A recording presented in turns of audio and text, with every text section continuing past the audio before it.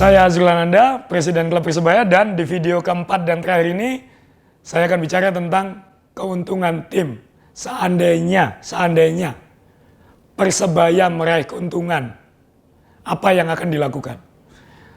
Kembali lagi dari video-video sebelumnya bahwa sangat sulit bagi sebuah klub sepak bola di Indonesia untuk meraih keuntungan. Jangan-jangan malah bukan hanya sulit meraih keuntungan, kadang-kadang ada desakan tidak boleh untung. Padahal bisnis apapun tujuannya adalah mencari untung. Kalau sebuah bisnis tidak boleh untung, maka sebaiknya tidak ada di bisnis tersebut.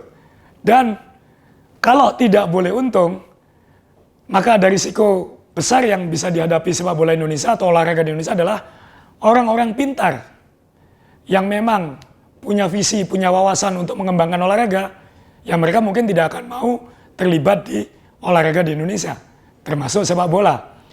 Tapi sekali lagi, memang klub seperti Persebaya mungkin memang tidak didirikan murni untuk mencari untung, karena memang punya beban atau punya tanggung jawab moral kepada masyarakat bahwa ini tim memang harus punya tujuan yang lebih luas daripada sekedar mencari keuntungan, dan itu adalah memberi dampak positif kepada masyarakat dalam berbagai hal.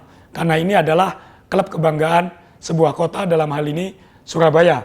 Tapi karena ini bisnis, maka manajemen harus berpikir bagaimana minimal Persebaya itu bisa mendapatkan pemasukan yang tidak jauh dari pengeluarannya.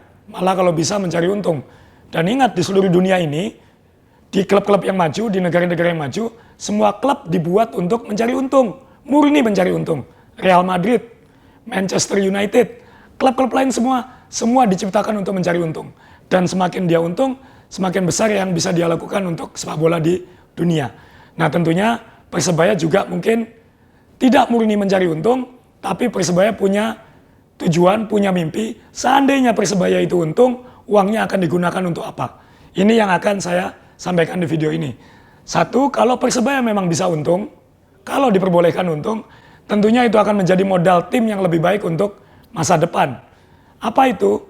Insya Allah Persebaya bisa lolos ke Liga 1 lagi, atau bisa berkompetisi di tingkat internasional. Tentu itu akan membutuhkan biaya yang jauh lebih besar daripada yang dikeluarkan tahun ini. Jadi Persebaya harus bisa mengumpulkan uang supaya kelak ke depan bisa menata tim, tidak setiap tahun tertatih-tatih mencari uang. Kita harus bisa menata jangka panjang, karena ini tim yang dibentuk untuk jangka panjang, bukan hanya untuk tahun ini saja. Jadi tentunya keuntungan bisa jadi modal tim yang lebih baik. Misalnya tim pelatih, pemain-pemain, dan lain sebagainya. Jadi ini adalah modal membentuk tim. Yang kedua, keuntungan itu bisa digunakan untuk memenuhi infrastruktur atau kebutuhan tim yang lebih baik lagi. Macam-macam itu. Misalnya membeli peralatan-peralatan yang lebih hebat, yang lebih baik, yang lebih canggih untuk membantu tim latihan, bertanding, dan mengembangkan diri. Kemudian investasi membeli software atau piranti lunak lain yang bisa membantu tim pelatih, manajemen melakukan analisis buat pemain untuk belajar sehingga menjadi tim yang lebih baik lagi. Dan yang di Indonesia belum banyak melakukan investasi di sport science. Ini ada banyak hal yang bisa dilakukan untuk bisa mengembangkan sebuah tim sehingga performa pemain, performa tim secara keseluruhan bisa lebih baik lagi. Semua ini ada biayanya, dan semakin banyak uang yang dimiliki Persebaya, semakin banyak bisa dilakukan dalam hal-hal ini.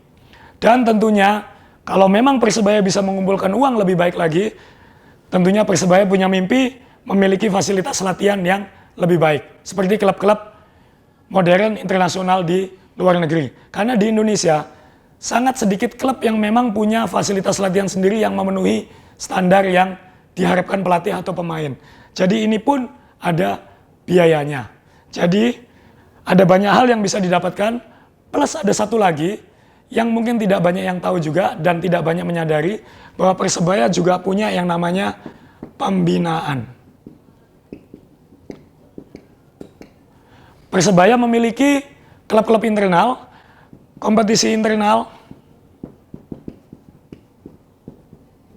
yang setiap tahun diselenggarakan.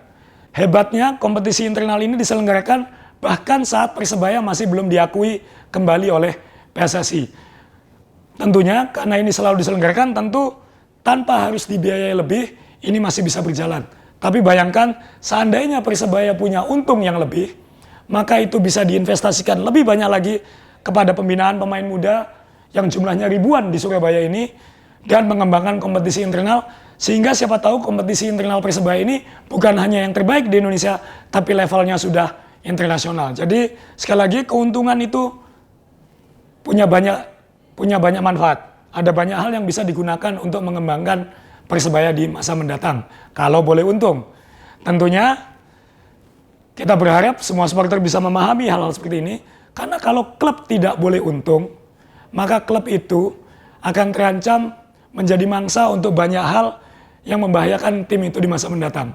Misalnya dimanfaatkan untuk kebutuhan politik, dimanfaatkan untuk kebutuhan-kebutuhan yang tidak sportif, yang itu sangat merugikan klub untuk jangka pendek maupun jangka panjang.